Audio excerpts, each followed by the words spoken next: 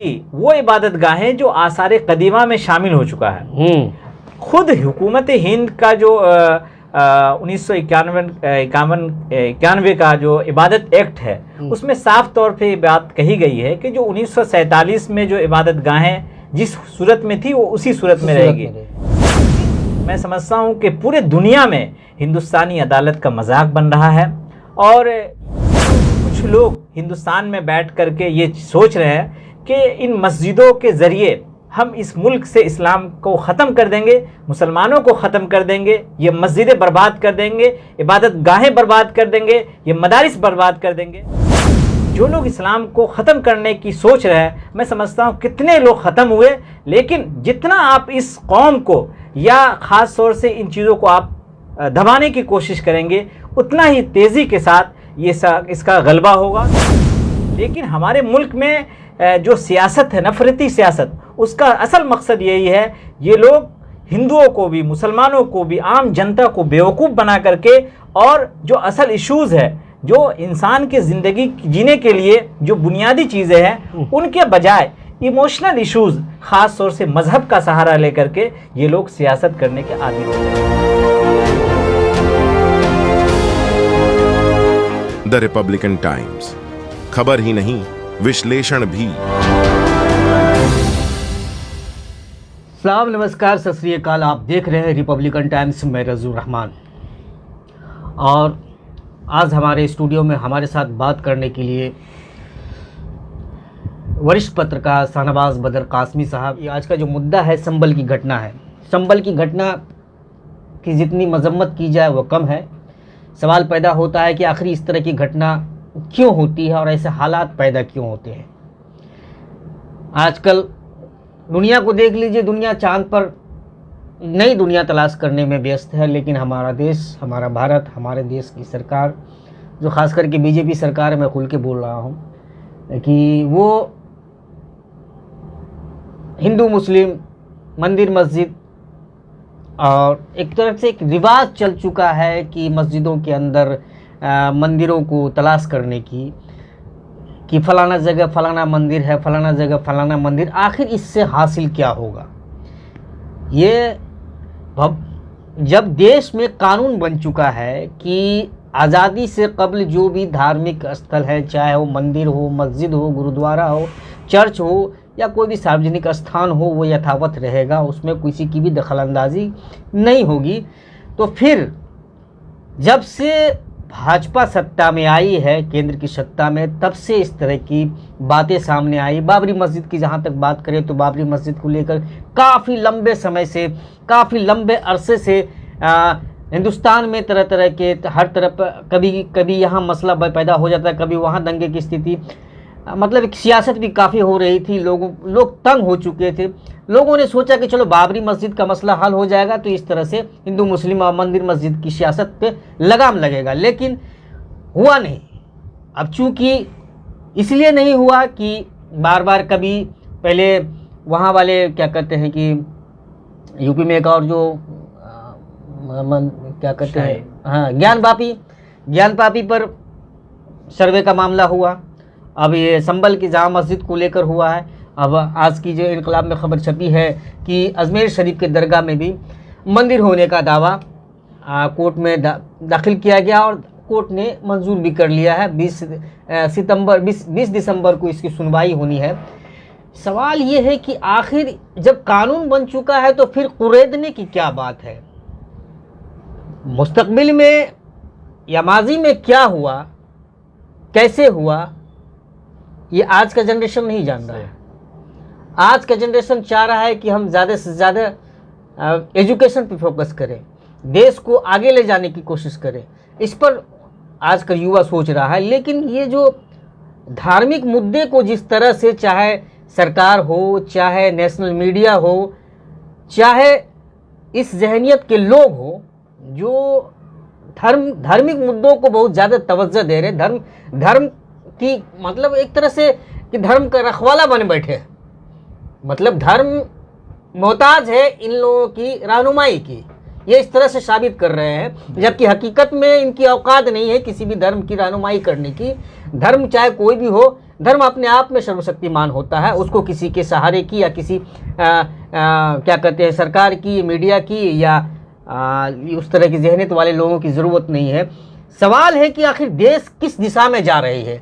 कल हमने इस मुद्दे को लेकर देश के काफ़ी चर्चित सांसद पप्पू यादव जी से हमने इनसे सवाल किया था, तो उन्होंने सीधे लफ्ज़ों में कहा था कि ये घटनाएं, इस तरह की घटनाएं बताती है कि देश गृह युद्ध की तरफ, खाना जंगी की तरफ बढ़ रहा है। ये घटना बता रही है अगर बार बार इस तरह की घटना होती रही, इस पर लगाम नहीं लगा, तो इससे इनकार नहीं किया जा सकता है कि गृह युद्ध की स्थिति पैदा हो जाएगी देश में।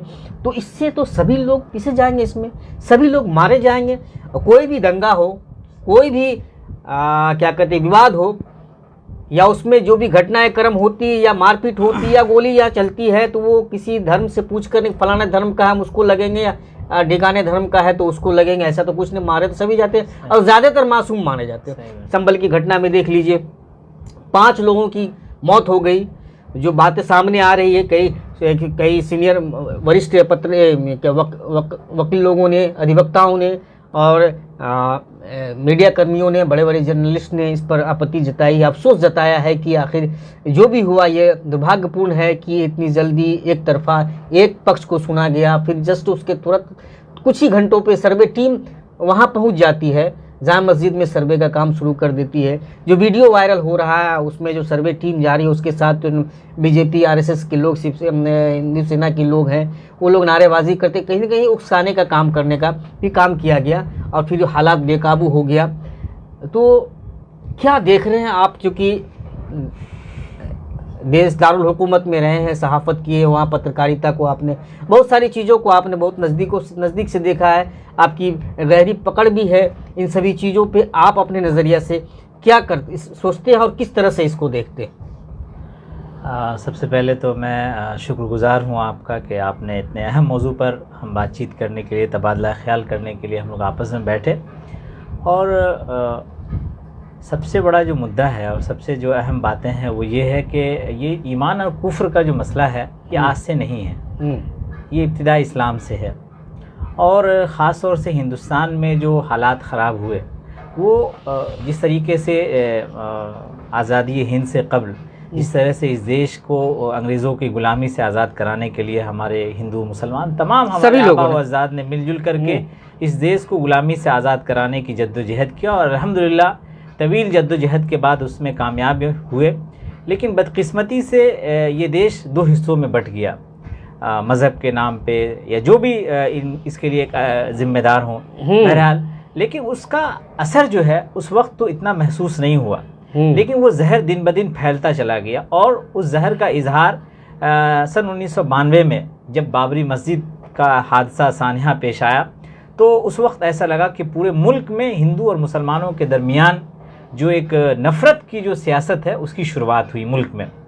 और वो धीरे धीरे इस कदर फैलता रहा। और वो मैं समझता हूँ कि बाबरी मस्जिद का ज़ख्म हिंदुस्तानी मुसलमान अभी उसे उभर भी नहीं पाए थे कि लगातार ज्ञान वापी हो, है ना, इस तरीके से मथुरा की शाही ईदगाह का मसला हो, है ना, और अब अजमेर दरगाह की बात आ रही है, और इस तरह से कुतुब मीनार, दिल्ली की शाही जामा मस्जिद, तमाम जो इबादत गाहें हैं टारगेट किया जा रहा है। जी, वो इबादत गाहें जो आसार कदीमा में शामिल हो चुका है। खुद हुकूमत हिंद का जो 1991 का जो इबादत एक्ट है उसमें साफ तौर पे बात कही गई है कि जो 1947 में जो इबादत गाहें जिस सूरत में थी वो उसी सूरत में रहेगी।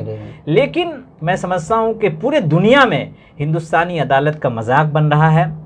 और ये जो कुछ लोग हिंदुस्तान में बैठ करके ये सोच रहे हैं कि इन मस्जिदों के ज़रिए हम इस मुल्क से इस्लाम को ख़त्म कर देंगे, मुसलमानों को ख़त्म कर देंगे, ये मस्जिदें बर्बाद कर देंगे, इबादत गाहें बर्बाद कर देंगे, ये मदारिस बर्बाद कर देंगे। मैं समझता हूँ कि इस्लाम, जो लोग इस्लाम को ख़त्म करने की सोच रहे हैं, मैं समझता हूँ कितने लोग ख़त्म हुए। लेकिन जितना आप इस कौम को या ख़ास तौर से इन चीज़ों को आप दबाने की कोशिश करेंगे, उतना ही तेज़ी के साथ इसका गलबा होगा। और मुझे यकीन है, कई सारे सर्वे में आया है कि 1950 में के करीब आसपास पूरे दुनिया में इस्लाम का गलबा होगा। मैं कोई इंडिया में रहते हुए इस तरह की बातें नहीं कहना चाहता हूँ, लेकिन हमारे मुल्क में जो सियासत है, नफरती सियासत, उसका असल मकसद यही है, ये लोग हिंदुओं को भी, मुसलमानों को भी, आम जनता को बेवकूफ़ बना करके, और जो असल इश्यूज़ है, जो इंसान की ज़िंदगी जीने के लिए जो बुनियादी चीज़ें हैं, उनके बजाय इमोशनल इश्यूज़, ख़ास तौर से मज़हब का सहारा लेकर के ये लोग सियासत करने के आदी हो गए। ख़ास तौर से जब से गुजरात दंगे के बाद, जब से नरेंद्र मोदी की सरकार आई, आप महसूस कर रहे होंगे कि ठीक है, मोदी जी बात चीज़ों में अच्छे काम भी किए हैं, लेकिन उनकी सरकार में ख़ास तौर से मुसलमानों को जिस तरीके से सताया जा रहा है, मुसलमानों को जिस तरह से दबाया जा रहा है, और मुसलमानों को के सब्र और तहम्मुल का जिस तरह से इम्तिहान लिया जा रहा है, वो बहुत ही ख़तरनाक है। मैं यही कहूँगा कि ये जो भी हो रहा है ये बहुत गलत हो रहा है। ये सिर्फ मुसलमानों के लिए गलत नहीं हो रहा, इस देश के लिए भी बहुत गलत है। ये देश के लिए गलत हो रहा है, क्योंकि इससे नुकसान पूरे देशवासियों को, भले टारगेट मुस्लिम को किया जा रहा हो, लेकिन उसका असर पूरे देश पे पड़ेगा, क्योंकि अक्सर इस तरह के दंगे में या वाक़यात में जो भी वारदात होती है, उसमें मासूमों की जान जाती है। जो सियासत करने वाले होते हैं, जो अपना इस भीड़ का फ़ायदा उठाकर अपना सियासी उल्लू सीधा करते, वो तो बच जाते हैं, उसको कहीं कुछ नहीं होता है, लेकिन मासूम मारे जाते हैं। सवाल ये होता है कि जैसे कि अभी देख रहे हैं कि अभी बीच में झारखंड और महाराष्ट्र में चुनाव हुआ, देश के प्रधानमंत्री हो, यूपी के मुख्यमंत्री हो या असम के मुख्यमंत्री हो, बटोगे कटोगे का नारा लिए आखिर 10 साल जिसकी सरकार रही, बोल रहे, आपने कहा कि कुछ अच्छी चीज़ों पे भी काम किए हैं, अच्छे काम भी किए हैं मोदी जी ने, तो उन कामों को सामने रखकर वोट क्यों नहीं मांगा गया? ये नारा क्यों दिया गया कि बटो, क्या कुछ काम नहीं किए मोदी जी?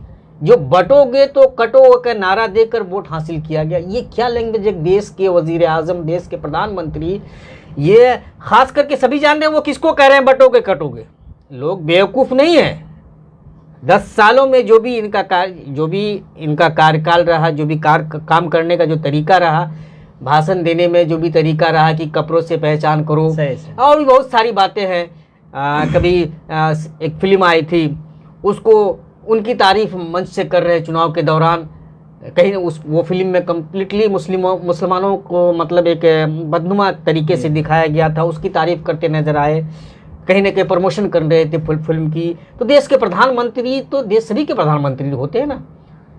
प्रधानमंत्री को तो आपने पिछले 10 सालों से आपने बहुत लंबा अरसा गुजारा है पत्रकारिता में, और अभी भी कहीं ना कहीं से वाबस्ता है इस लाइन से आप, और आपने कभी इन देश के प्रधानमंत्री के ज़बान से ये कभी सुना है कि देश में जो भी लोग हैं, हिंदू हो मुसलमान हो, सभी लोग एक हैं और सभी एक होकर रहें, तो आपस में कोई तफरका पैदा नहीं करें, चाहे प्रधानमंत्री मोदी हो या मुख्यमंत्री योगी आदित्यनाथ हो। एक बार भी कहीं पे बोलते हुए सुना है? ये जो बोलते हैं कि हम सबका साथ सबका विकास, एक बार भी किसी मंच से बोलते हुए सुना है? आपको याद है? कभी सुने हैं? नहीं, ऐसा तो बिल्कुल नहीं। मैं तो बस इतना ही तो क्या वो जो उनको लाइक करते हैं, हालांकि आप हिंदू समुदाय की भी बात करें तो बहुत बड़ी एक आबादी है, बहुत संख्या है जो उनको लाइक नहीं करते हैं उनकी इस पॉलिसी को। तो वो जिस तरह से एक कॉम्युनल समुदाय को टारगेट करते हैं लगभग सभी मंचों पर, तो 10 सालों में उन्होंने काम नहीं किया क्या? आखिर उनको क्यों इलेक्शन के समय में हिंदू मुस्लिम मंदिर मस्जिद और ये बटोगे कटोगे का सहारा लेना पड़ता है? उन्होंने जो काम किया उसके बदौलत वो वोट क्यों नहीं मांगते हैं? आपने अभी बोला, चूंकि अभी आपने कहा कि उन्होंने बहुत सारे अच्छे काम भी किए हैं, उन कामों के बदौलत वोट क्यों नहीं मांगते? नहीं, नरेंद्र मोदी देश के प्रधानमंत्री है, बहैसियत प्रधानमंत्री के हम उनका एहतराम करते हैं। नहीं, बिल्कुल सबके लिए वो एहतराम, लेकिन इतना मैं कहना चाहूँगा कि उनकी एक पॉलिसी है, एक मनसूबाबंदी के साथ नरेंद्र मोदी और योगी जो इस देश को पर मुसल्लत किया गया, एक हम उसको एक जालिम जाबिर बादशाह के तौर पर, एक हुक्मरान के तौर पर देखते हैं। जाहिर सी बात है, कुछ काम अच्छे किए का मतलब ये है कि जो कोई भी रहता वो काम करते, लेकिन मोहब्बत के बजाय उन्होंने नफरत को परोसने का काम किया। और उनके नीचे जितने भी लोग हैं, जाहिर सी बात है पूरे मुल्क में इस वक्त नफरत की जो सियासत हो रही है उसके लिए नरेंद्र मोदी ही जिम्मेदार है। अगर वो सख्ती करते, अगर वो नहीं, एक बार भी, ये बार बार जब भी चुनाव में जाते हैं कि बोल दे कि इस देश में हिंदू मुस्लिम सिख ईसाई आपस में सब भाई भाई। पहले के आप वजीर आजम प्रधानमंत्री का भी सुनिएगा, उन लोगों ने जोड़ने का काम किया, समझे ना, कि एक रहना है देश को, देश में चाहे जितने भी धर्म के लोग हैं सभी को एक बन के रहना है। अगर इस चीज़ पर अमल किया जाता तो आज जो स्थिति है, एक तरह से नफरत भरी नज़रों से लोग देखते हैं, कहीं पे मुस्लिम को दुकान लगाने नहीं दिया जाता, कहीं पे मॉब लिंचिंग हो जाती, ज़बरदस्ती जय श्री राम का नारा लगवाने पर लोग उतारू हो जाते हैं। ये जो ट्रेंड जो चला है, ये देश को कहाँ ले जाएगा? देखिए, कौल और फेल में बहुत तजाद है। नरेंद्र मोदी अपनी ज़बान से सबका साथ सबके विकास की बात करते हैं, बहुत सारी चीज़ें अच्छी बातें करते हैं, लेकिन इसमें सच्चाई नहीं है। बहुत सारे ऐसे लोग जो अपने मफाद के लिए उनके साथ खड़े हैं। मैं समझता हूँ ये इस देश में सिर्फ मुसलमान परेशान नहीं है, जो भी चीज़ें हो रही है एक बीमारी है, छोटा सा एक एग्जाम्पल, बवासीर एक बीमारी है। हाँ। जाहिर सी बात है आदमी आमतौर पर उसको किसी को बताता नहीं है। तो मैं समझता हूँ उसी बीमारी के तरह ये बीजेपी है। सिर्फ मुसलमानों को परेशानी नहीं है, ये मत सोचिए कि सिर्फ मुसलमानों को परेशानी है। आप देख रहे होंगे कि बीजेपी का जो ग्राफ था वो दिन ब दिन घटा है, कितना परसेंटेज वोट कम हुआ है। इस वक्त जो मौजूदा सरकार है वो बैसाखियों के सहारे चल रहा है। जाहिर सी बात है कि फुल पावर में नहीं है, लेकिन उसके बावजूद भी क्योंकि उन लोगों ने एक लकीर खींच दी है नफरत की, और वो सोचते हैं कि हम जितना नफरत फैलाएंगे उतना ज़्यादा दिनों तक सत्ता में बाकी रहेंगे। उरूज का एक दौर होता है, ज़वाल यकीनी है।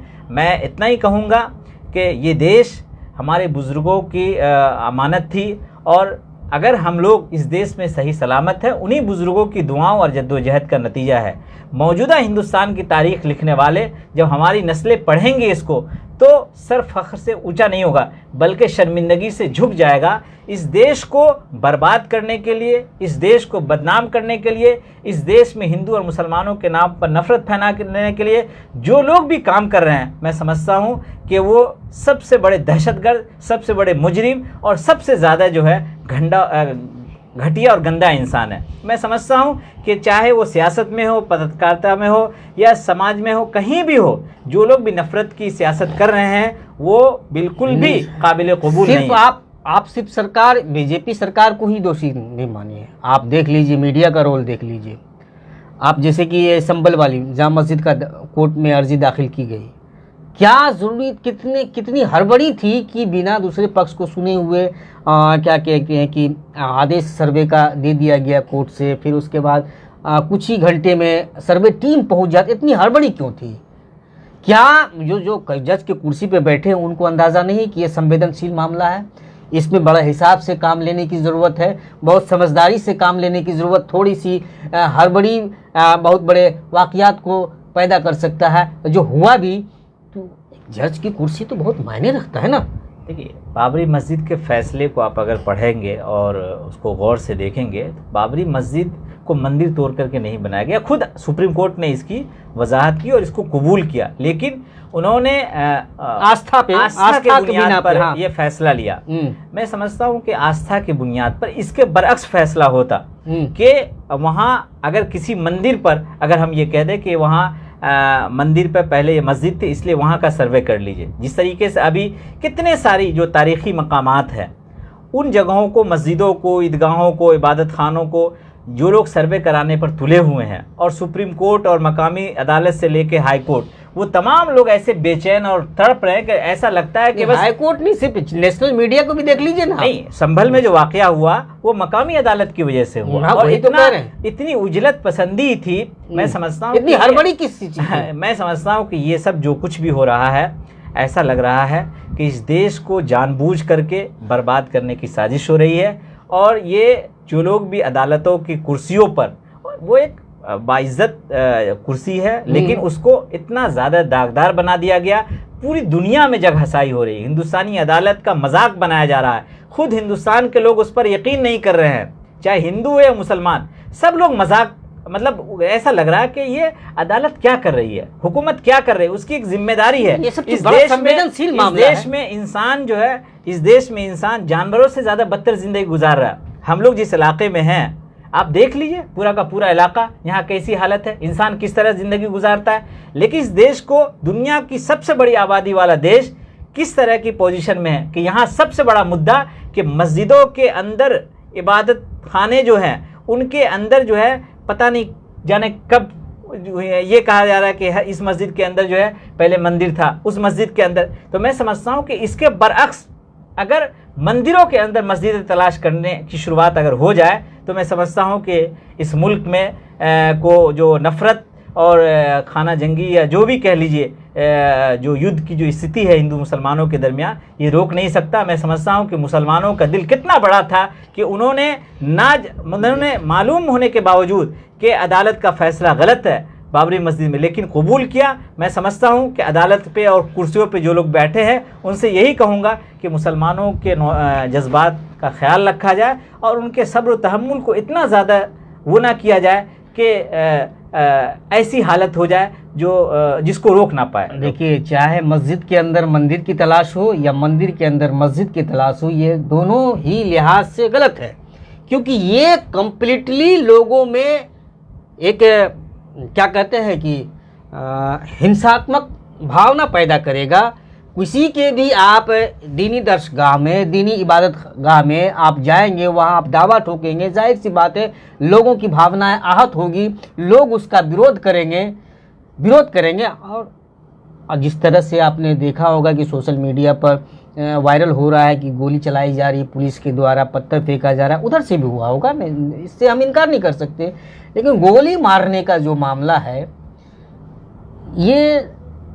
ये किसने इजाज़त दे दिया कि गोली मार दो अगर कोई विरोध कर रहा है तो? देखिए, ये इंतकामी सियासत का नतीजा है। ये जो लोग भी आप आज बड़ी बड़ी जगहों पर बैठे हुए हैं, और ख़ास तौर से उत्तर प्रदेश का अगर वाक़या देखेंगे तो उत्तर प्रदेश में जगह बदलने का एक रिवायत रही है कि बड़े बड़े शहरों के नाम बदल दिए गए।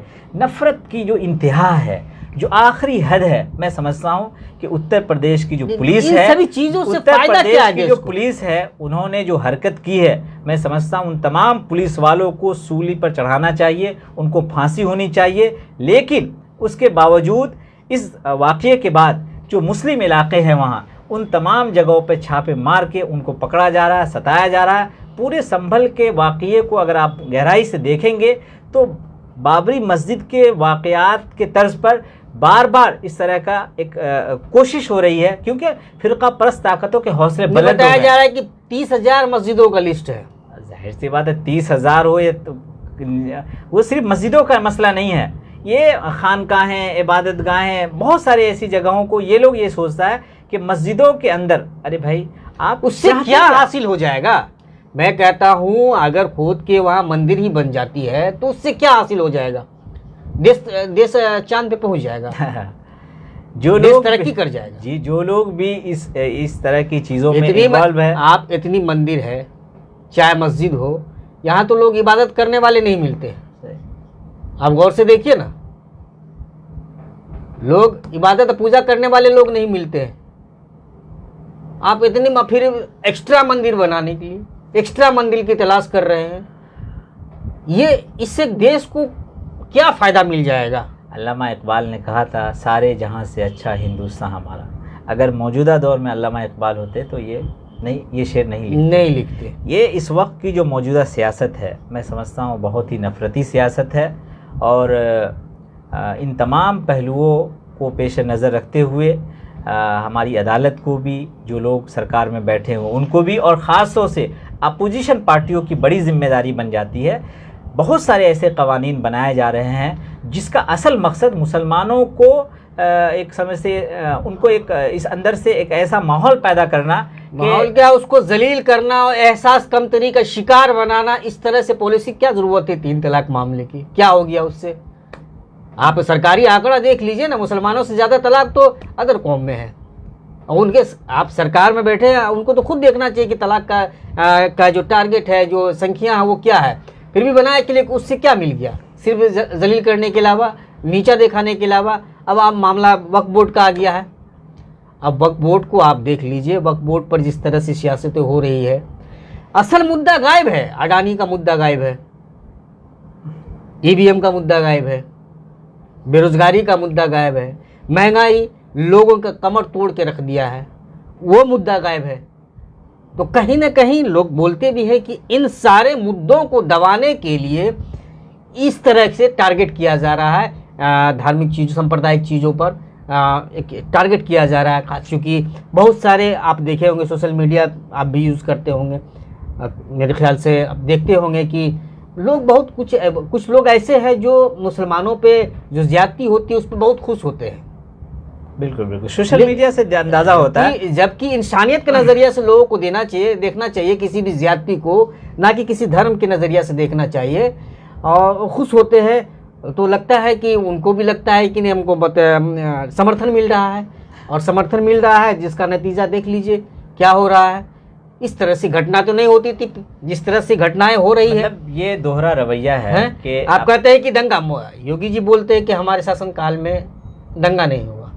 आप मॉब लिंचिंग हो, छिटपुट घटनाएं की बात कर लीजिए, ये ज्यादती की बात कर लीजिए, इस तरह की मरने वालों की संख्या को जोड़ लीजिए, दंगे से ज़्यादा हो जाती है, उससे ज़्यादा नुकसान हो रहा है। बुलडोजर की घटना को देख लीजिए, अदालत बन गई है सरकार, नगर परिषद, नगर निगम भी अदालत के जज के रोल में बैठ जाता है और जाके फटाक से जो है ना, जिस पर सुप्रीम कोर्ट ने हाल में ही अपना सख्त मजम्मत किया है कि जज ना बने, बड़ा खबरदार किया है कि बुलडोजर की कार्रवाई पर।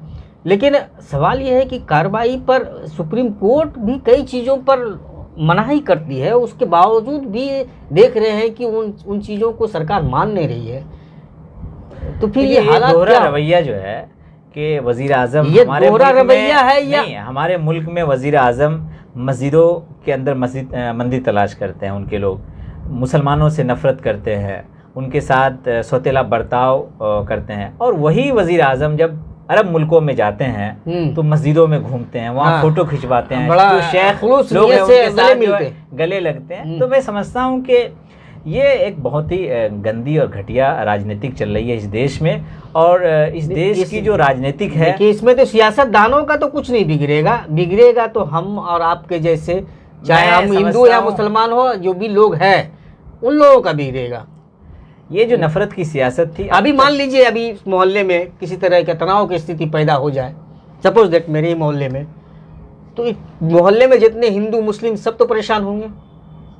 बिल्कुल, एक कम्युनिटी तो परेशान नहीं होगा, नहीं सब लोग, वो सारे लोग परेशान होंगे। किसी को इलाज कराने की ज़रूरी होगी, किसी का बहुत अर्जेंट काम होगा, लेकिन सारा चीज़ नुकसान हुआ। बिल्कुल, और उसमें अगर कहीं कुछ बेकाबू कोई चीज़ हो गया तो फिर न जाने कितने मासूमों की जान चली जाएगी। तो पूछ के थोड़ी जाएगी कि कौन मुस्लिम है, कौन हिंदू है, कौन क्रिश्चियन है, कौन सिख है, कोई भी पीछा चला जाएगा। इस तरह का वाकया तो सबके लिए, पूरे देश के लिए ना गलत है। ये जो हालात पैदा किए जा रहे हैं, कोर्ट भी फौरन इजाज़त दे दी रही है। टीम भी जैसे पहले से पूरी तैयारी करके बैठी हुई, एकदम फाइल टाइल लेके, बस आदेश हुआ फटाक से फाइल लिया, फटाक से पहुंच गया जगह पे। अजीब हाल है भाई। मैं तो यही कहूँगा अपने नाजरीन से कि इस वक्त मस्जिद में मंदिर का जो सर्वे हो रहा है, उसके बजाय सरकार को और अदालत को चाहिए कि गुर्बत का सर्वे कराए, जो जिहालत है उसका सर्वे कराए, इस देश को कैसे तरक्की की तरफ ले जाए उसका सर्वे कराए।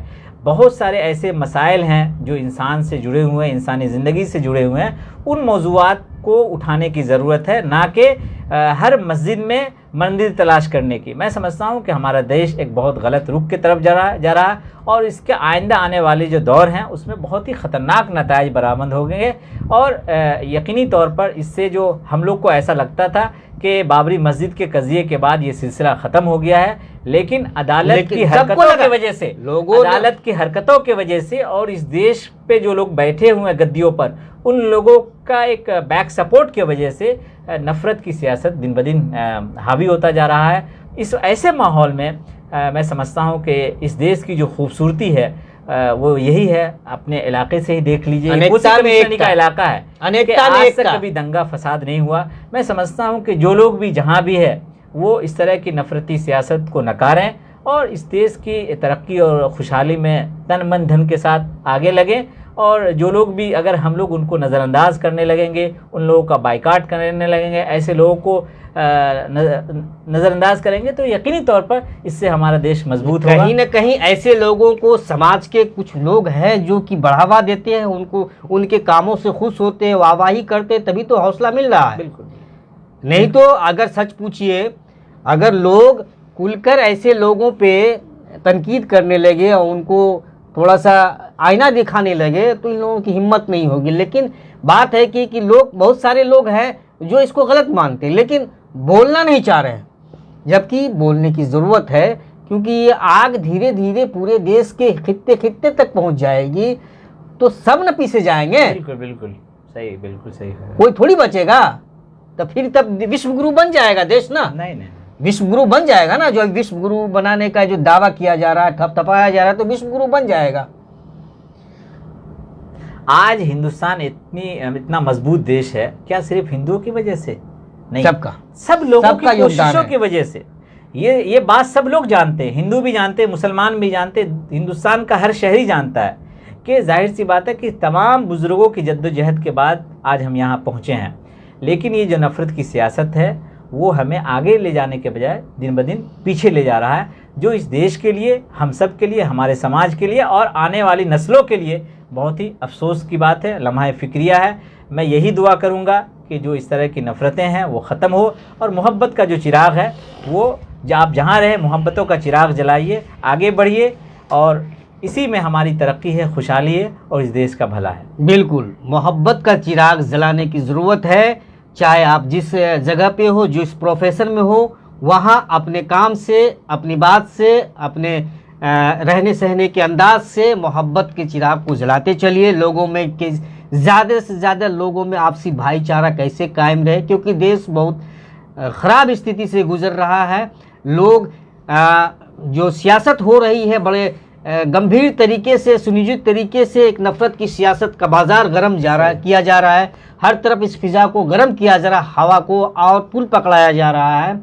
ऐसे वक्त में ज़रूरत है जो भी लोग अमन पसंद लोग हैं, जो चाहते हैं कि देश में आपसी भाईचारा कायम रहे, लोग आपस में मिलजुल कर रहे और एक साथ मिलकर देश को आगे बढ़ाने की दिशा में काम करें, तो सबसे पहले देश से ये जो अशांति का माहौल पैदा किया जा रहा है उसको दरकिनार करने की ज़रूरत है। यह तभी होगा जब अमन पसंद लोग बोलना शुरू करेंगे, इस तरह की घटनाओं की मुखालफत करना शुरू करेंगे, विरोध करना शुरू। कम से कम सोशल मीडिया का ज़माना है, कम से कम एक लाइन भी तो लिखे। लोग लिखते हैं, बहुत कुछ लोग हैं लिख रहे हैं, लेकिन उसकी तादाद ज़्यादा होने की ज़रूरत है, ताकि जो भी लोग इस तरह की मानसिकता रखते हैं उसको पता चले कि नहीं, लोग, देश अब उब चुका है इस तरह की सियासत से, ये धर्म की सियासत से, ये नफ़रत की सियासत से, ये हिंदू मुस्लिम की सियासत से, ये मंदिर मस्जिद की सियासत से देश उब चुका है। देश विकास की ओर की तलाश में है, देश महंगाई से निजात चाह रही है, देश अशिक्षा से निजात चाह रही है, देश को विकास चाहिए, देश को रोज़गार चाहिए, नौकरी चाहिए। तब उसको एहसास होगा जब लोग लिखना स्टार्ट करेंगे और उन लोगों को सबक मिलेगा और उन लोगों का हौसला पस्त होगा। अगर यूं ही लोग चुप रहेंगे, गलत मान रहे हैं लेकिन खामोश है, तो ये खामोशी बहुत बड़े अंधकार में लेके चला जाएगा देश को। जैसा स्थिति देखने को मिल रही है वो देश को बर्बाद करने की दिशा में ले जाया जा रहा है। इसीलिए ज़रूरी है कि इस चीज़ पर खुलकर बोलिए, गलत को गलत कहना सीखिए और सही को सही, और जो भी तनाव बन रहे हैं उसमें कोशिश करें कि हमसे जहाँ तक हो उससे उस तनाव को दूर करें। कहीं भी बैठें, लोगों में आपसी भाईचारा, जो नफ़रत बीज बोझ दिया गया हमारे सियासतदानों ने हिंदू मुस्लिम का, उसको दूर किया जाए। देश के लिए भी ये बहुत ज़रूरी है और इस पर काम करने की ज़रूरत है। और जो भी खास करके सामाजिक कार्यकर्ता है, कहीं भी आप देखिए बहुत सारे लोग हैं, अगर वो लोग भी थोड़ा सा जिम्मेदारी से इस चीज़ पर काम करें तो देश में आपसी भाईचारा का बोलबाला होगा और नफ़रत की सियासत करने वाले का मुँह काला होगा।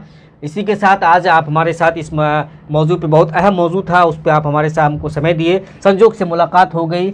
और हमारे अभी हम लोग आखिरी पैगाम एक ये है कि इस वीडियो को जो भी लोग देख रहे हैं, चाहे हिंदू हो चाहे मुसलमान हो, किसी भी धर्म जाति से ताल्लुक़ रखने वाले हो, मैं समझता हूँ कि अपनी नहीं तो कम से कम अपने बाल बच्चों की फिक्र करें, बल्कि आने वाली नस्लों की नेताओं फिक्र के करें। चक्कर में अपने बच्चों का भविष्य बर्बाद ना करें, मोहब्बत के चिराग को जलाएं। सच्चाई ये है कि हमारा ताल्लुक़ उस समाज से है जहां मोहब्बत ही मोहब्बत है, लेकिन जानबूझकर नफ़रत परोसा जा रहा है। सोशल मीडिया के ज़रिए, सियासत के ज़रिए, अखबारों के ज़रिए हमें उनके बहकावों में ऐसे लोगों से दूर रहना चाहिए और अपने बच्चों को अच्छाई की तालीम देनी चाहिए। और अगर हम लोग मिलजुल करके नफ़रत का बायकाट करेंगे तो यकीनन इस देश की जो असल ताकत है वो मोहब्बत की है, और वो मोहब्बत हमेशा हमेशा बाकी रहेगी और देश के हित में भी वो अच्छा होगा। तो आज के लिए बस इतना ही। आपसे गुजारिश है, मैं भी गुजारिश कर रहा हूँ कि इस खबर को ज़्यादा से ज़्यादा शेयर कीजिए और मोहब्बत के चिराग को जलाते चलिए।